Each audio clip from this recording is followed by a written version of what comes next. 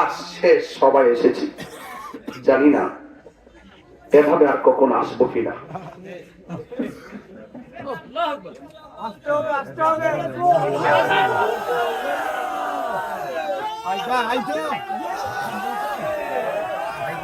আমাকে শুনুন, আপনাদের ঋণ আমি কখনো শোধ করতে পারবো না।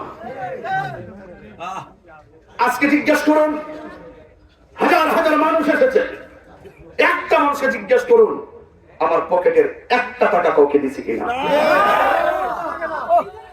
কোটি টাকা দিয়ে যেভাবে মানুষকে একত্রিত করা হয়, আজ রানীগঞ্জ মানুষ জানিয়ে দিয়েছে কোটি টাকার কাছে, ভালোবাসার কাছে কোটি টাকা তুচ্ছ।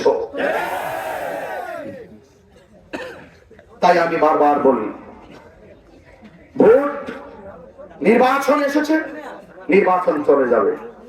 কোন ধরনের উস্কানিমূলক কথা, কোন ধরনের কার্যক্রম, কোন ধরনের জোর জবরদস্তি, কোন ধরনের পেশি শক্তি, আধিপত্যবাদের কারণে ক্ষমতার মোহে পড়ে যেন আমাদের শান্তিপ্রিয় মানুষের নির্বাচনী আকাঙ্ক্ষা বিনষ্ট না হয়।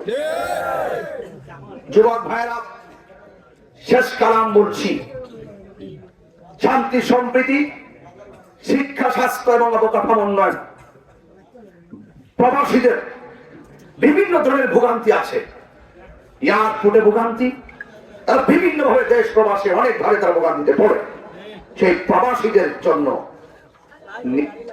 যথেষ্ট চিন্তা চেতনা নিয়ে তাদের স্বাবলম্বী হওয়া থেকে শুরু করে তাদের প্রতি সম্মান প্রদর্শন এবং এদেশের মানুষ দিনে এনে দিনে খায় যে সে হচ্ছে দেশের মানুষ, তার মর্যাদা ফিরিয়ে দেওয়ার জন্য, তার শ্রমিকরা যে মানুষ তাদের আত্মসামাজিক মর্যাদা ফিরিয়ে দেওয়ার জন্য, মা বোনরা যে আমাদের মা তাদের সামাজিক মূল্যবোধ ফিরিয়ে দেওয়ার জন্য, ব্যবসায়ীরা যে আমাদের অহংকার, ব্যবসায়ীদেরকে চাঁদাবাজদের কবল থেকে মুক্ত করার জন্য, এবং রাতের বেলা আপনার চলাফেরা করুন, বিভিন্ন জায়গায় ডাকাতি হয়, সেই রাস্তার আপনাকে রাস্তায় নিরাপদ জীবনযাত্রা মানকে টেকসই করার জন্য আমাদেরকে মোমবাতি প্রতীকে আপনার মহামূল্যবান ভোট দিবেন।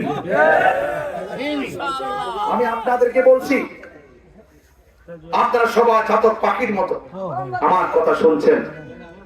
আমি শুধু বলবো, 12 তারিখে নির্বাচন আসছে, আবার চলে যাবে।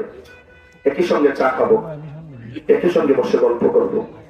কাহারো বাবা মারা গেলে, কোন আওয়ামী লীগ বিএনপি বুঝি না, যে কোনো দলের কেউ মারা গেলে সব দলের মানুষ গিয়ে জানাজায় শরীক খাওয়ায়, মসজিদে সব দলের মানুষ গিয়ে নামাজে শরীক খাওয়ায়। আমরা আবার তো এভাবে চলবো। তাহলে নির্বাচনকে কেন্দ্র করে কোন ধরনের সহিংসতা যেন না হয়। আপনি যখন বলেন মোমবাতির এজেন্ট গেলে রক্তাক্ত করা হবে, আপনি যখন বলেন এজেন্ট করা হবে, লিস্ট করা হবে, তালিকা দেওয়া হবে, মামলা করা হবে, হামলা করা হবে, আগেই যদি এইভাবে বলেন, তাহলে মানুষের আকাঙ্ক্ষা আপনি বিনষ্ট করছেন। জনতা কিন্তু এখন আগের মতো নেই। আপনি ছোটকে আদর করলে ছোট আপনাকে সম্মান করবে, আপনি যদি স্নেহ না করেন কখনো কখনো ছোটরা আবার বিপরীতে চলে যায়। আমি ইন্টারিম থেকে শুরু করে নির্বাচন কমিশন পর্যন্ত সকলকে বিভিন্ন সময় বিভিন্ন বিষয়গুলো আমি অবগত করিয়েছি। আপনাদেরকে বলবো, সুন্দর করে আপনারা নির্বাচনে অংশগ্রহণ করছেন, আপনার ভোটাধিকার প্রয়োগ করবেন। আপনার কিছু করণীয় আছে। আপনারা নির্বাচনের আগের দিন রাতের বেলা কেন্দ্র পাহারা দিবেন। প্রস্তুত আছেন যুবক ভাইরা? প্রস্তুত আছেন যুবক ভাইরা? এবং পরের দিন নির্বাচনে আপনারা কেন্দ্রে অবস্থান করবেন। ভোট দিয়ে আপনারা যাবেন না, থাকবেন। এজেন্ট যারা যাবেন প্রথম ঢুকে সিগনেচার করবেন না, একদম ফলাফল একবার জায়গা 5 বার গোনার পর আপনার ফলাফলতে বোঝার পর সিগনেচার করবেন। আজকে আসার সময় শুনেছি একজন গুরুত্বপূর্ণ ব্যক্তি আমাকে বলছে একটা পরিকল্পনার কথা, বলতেছে এবার নাকি যাওয়ার কেন্দ্রে ঢুকলি বলবে ভোট প্রকাশ্যে দাও। মোমবাতি দিয়ে দেওয়া যাবে না। এটা কি নির্বাচন? এটা আগে বললে চলতো, এটা আগে বলে দিলেই চলতো যে আমার সাথে প্রতিপক্ষ হলে আমি নির্বাচন করবো না, প্রয়োজনে 5 কোটি দিব, আমাকে নিজে দেন। যেহেতু নির্বাচন কমিশন একাধিক প্রার্থী, প্রায় 9টা 10টা প্রার্থীকে যার যার প্রতীকে মনোনয়ন দিয়েছেন, যার যার জায়গা থেকে ব্যালট যুদ্ধে অবতীর্ণ হওয়ার জন্য যার যার প্রচার প্রচারণা করতে যাচ্ছেন, সেই প্রত্যেকের আশা আকাঙ্ক্ষার ভিত্তিতে 12 তারিখে যার যার সমর্থনকে কেন্দ্র যাবে। সকলকে বলবো, কোনো জোর জবরদস্তি নয়, যার যার ভোট তার পছন্দ মতো প্রার্থীকে দিবে, টেবিলি নয় কাপড় দিয়ে বেষ্টনীর ভিতরে গিয়ে দিবে। অনুরোধ করে বলবো, এইরকম ভাবে সহিংসতার পথ বেছে নেবেন না। আপনারা আপনাদের প্রচার প্রসার করুন, আমরা আমাদের প্রচার প্রসার করব। দয়া করে অনুরোধ করে বলছি, আপনারা আপনার আপন সন্তানদের সাথে রাজনৈতিক প্রতিহিংসার জন্ম দিবেন না। আজকে আমি আপনাদের কাছে দুটি হাত জোর করে কিছু কথা বলবো। প্লিজ, এখানে যে আলেম ওলামা দাঁড়িয়ে আছে, তারা আসলে খানকা, মাদ্রাসা বিভিন্ন ভাবে খেদমতে নিয়োজিত। কখনো কখনো আপনাদের কাছে ভোটের অধিকার নিয়ে বারবার 5টি বছর পর পর আপনাদের মাঝে এসেছে।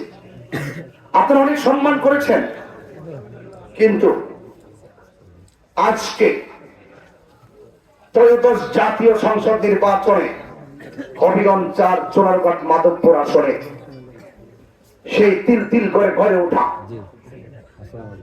বৃহত্তর সুন্নি জোটের সমর্থিত বাংলাদেশ ইসলামী ফ্রন্ট মনোনীত মোমবাতি প্রতীক নিয়ে আজ প্রত্যেকটা মানুষ, চা শ্রমিক থেকে শুরু করে, সনাতন ধর্মী থেকে শুরু করে, ব্যবসায়ী থেকে শুরু করে, দেশ প্রবাস সবাই স্বপ্ন আছে, স্বপ্ন দেখছে এই মাধবপুর চুনারঘাট থেকে এবার নির্বাচনে মোমবাতি প্রতীকের বিজয়ের সম্ভাবনা যে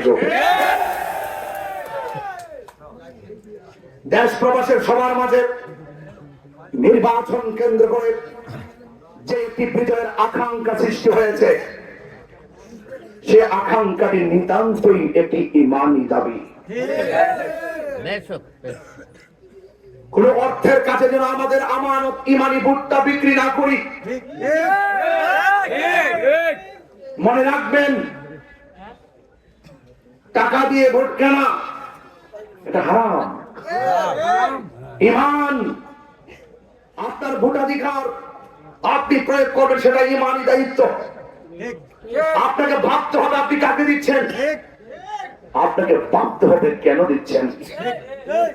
আজ ভাবনার সময় এসেছে। মানুষের মনে আনন্দের হিল্লোল বইছে। জনগণের আকাঙ্ক্ষা যেভাবে নির্বাচন কেন্দ্র করে মানুষের মধ্যে যে রুট ম্যাপটি তৈরি হয়েছে, এই রুট ম্যাপটি যেন পেশি শক্তি কিংবা আধিপত্য কিংবা কোন টাকার বিনিময়ে যেন কোন আধিপত্যবাদের কারণে যেন জনগণের আকাঙ্ক্ষা যেন বিনষ্ট না হয়। অনেকে প্রশ্ন করেন, তরুণ ছেলেরা সব এবার মোমবাতি নিরঙ্কুশ ভাবে বেশিরভাগ সমর্থন দিয়েছে। মুরব্বী তো আমাদের কাছ থেকে অনেকে হারিয়ে গেছে বাবা, মুরব্বী তো ঘরে নাই। আমিও তো আমার বাবাকে হারিয়েছি। আমার বাবা যেদিন অসুস্থ হয়েছিল নাসিরউদ্দিন সিপাছাড়া রহমাতুল্লাহের মাজারের গেটে, পরের দিন তিনি দুনিয়া থেকে বিদায় গ্রহণ করেছেন। আর মুরব্বী শূন্য হয়ে গেছে আমরা। আজকে তরুণরা জেগে উঠেছে, তরুণরা দেখছে জীবন্ত মানুষকে আগুন দিয়ে পুড়িয়ে দিচ্ছে। এটা বাংলাদেশ হতে পারে না। কবর থেকে লাশ তুলে আগুন দিয়ে পুড়িয়ে দেওয়া হচ্ছে, এটা বাংলাদেশ হতে পারে না। তরুণরা এখন পরিবর্তন চায়, আমরা নিরাপদ এবং শান্তি চাই। যখনই পৃথিবী বাংলাদেশের প্রত্যেকটা মানুষের সে আকাঙ্ক্ষা পূরণ করার জন্যই এক ছাপ শত শত পীর মাশায়েখ উলামায়ে কেরাম দেশ প্রবাস সবকিছু ছেড়ে চোরারঘাট মাধবপুরের দিকে নজর দিয়েছে। মোমবাতির প্রতীক্ষে পোস্টাল ব্যালটের মাধ্যমে তারা সমর্থন দিয়ে যখন আমার কাছে ইনবক্সে সেই কার্ডটা পাঠায়, পোস্টাল ব্যালটটা যখন আমাকে সেন্ড করে, তখন মোমবাতিতে টিক মার্ক দেখে আবার বলতে চাই, রেমিটেন্স যোদ্ধারাই বাংলাদেশের সম্পদ। প্রবাসী ভাইয়ের এই বাংলাদেশের সম্পদ। প্রবাসীদের অর্থায়নে বাংলাদেশের অর্থায়ন টেকসই হয়। আর এই যুবকরা জাগলে বাংলাদেশ জেগে উঠে। এই জন্য সকল ধর্ম বর্ণ দল মত নির্বিশেষে সকলের আকাঙ্ক্ষা পূরণে